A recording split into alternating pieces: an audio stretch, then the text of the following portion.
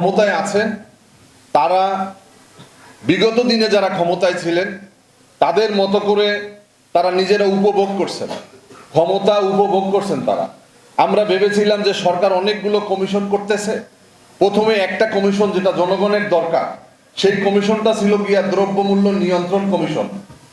আমাদের এই নিয়ন্ত্রণ কমিশনের সাথে যেই সমস্ত সংস্থা আছে, আপনারা জানেন ট্যারিফ কমিশন, তাদের কাজ হচ্ছে মূল্য বেঁধে দেওয়া।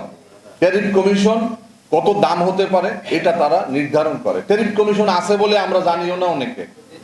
ভোক্তা অধিকার একটা ভোক্তা অধিদপ্তর আছে, সেখানে জনবল যেখানে দরকার 200 সেখানে আছে 12 জন।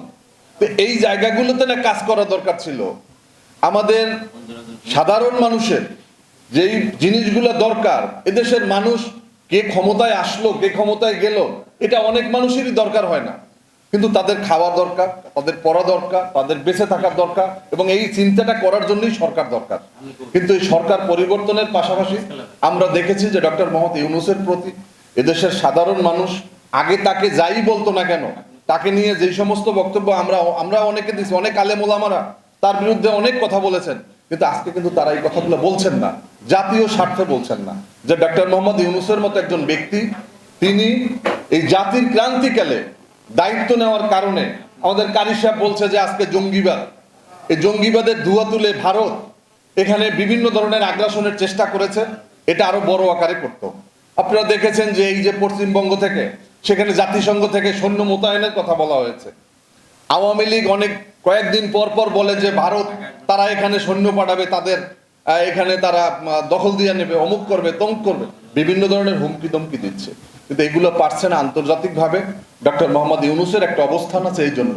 কিন্তু ডক্টর ইউনূস সাহেব তিনি দায়িত্ব পাওয়ার পরে তিনি কার পরামর্শে এই ব্যক্তিগুলা যেগুলো ডায়াবেটিসের রোগী, হার্টের রোগী, বাংলাদেশ সরকার তাদেরকে পরিত্যক্ত ঘোষণা করেছে আরো 30 বছর আগে, এই মানুষগুলোকে, এই অকর্মণ্য মানুষ, মেরুদণ্ডহীন মানুষগুলোকে নিয়ে যে উপদেষ্টা পরিষদ সাজিয়েছেন, তারা তো নিজেরাই চলতে পারে না, দেশ কিভাবে চালাবেন?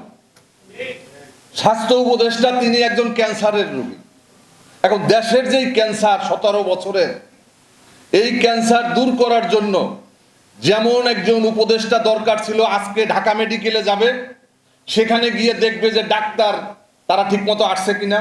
যেমন এহসানুল্লাহ মিলন, আপনাদের মনে আছে বিএনপি ক্ষমতায় থাকাকালীন সরকার সময় এক একটা স্কুলে যেত, কলেজে যেত, পরীক্ষার হলে যেত, নকল বন্ধ করেছে, শিক্ষার মান কিন্তু তিনি অনেকাংশে আমাদের সমৃদ্ধ করেছিল।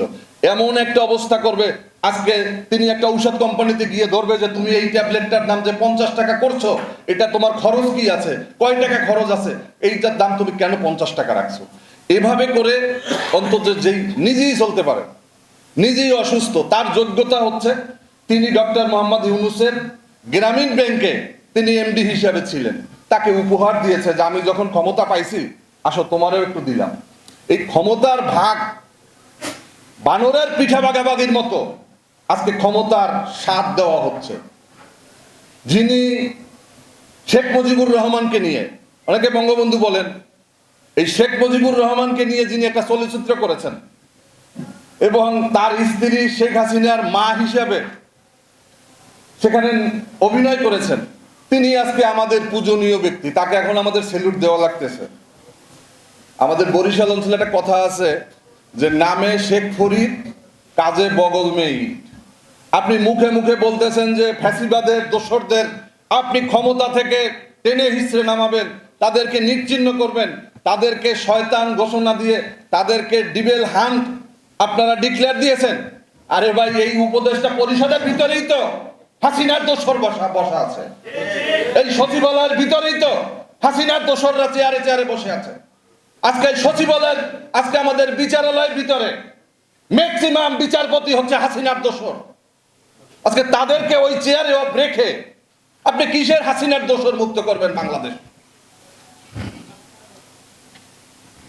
যার কারণে বলতে চাই যে যারা হাসিনার দোসরদেরকে মুক্ত করবেন তারা নিজেরাই হাসিনার দোসর, অনেকে, সবাই না। এজন্য আমরা ভেবেছিলাম যে এই সরকার গঠনের ক্ষেত্রে যারা বিগত 17টি বছর হামলা মামলা নির্যাতন নিপীড়নের মধ্য দিয়ে বেড়ে উঠেছে, সেই সমস্ত অভিজ্ঞ এবং মেরুদণ্ডওয়ালা কিছু মানুষদেরকে নিয়ে তারপরে এই উপদেষ্টা পরিষদ গঠন করা হবে। যারা সাহস যাদের ছিল, যাদের কর্মঠ ছিল, যাদের অভিজ্ঞতা আছে, এই সমস্ত ব্যক্তিদেরকে নিয়ে তারপর উপদেষ্টা পরিষদ গঠন করা দরকার ছিল। কিন্তু আপনারা ভারতের পরামর্শে নাকি অন্য কারো পরামর্শে আপনারা হাসিনার বি টিম কিছু মানুষকে আজকে চেয়ারে বসিয়ে আপনারা সরকার গঠন করেছেন। এখন এই সরকার দিয়ে হাসিনার দোসর কিভাবে মুক্ত হবে? এবং আজকে 32 নম্বর গুড়িয়ে দিয়েছে বিক্ষুব্ধ জনতা।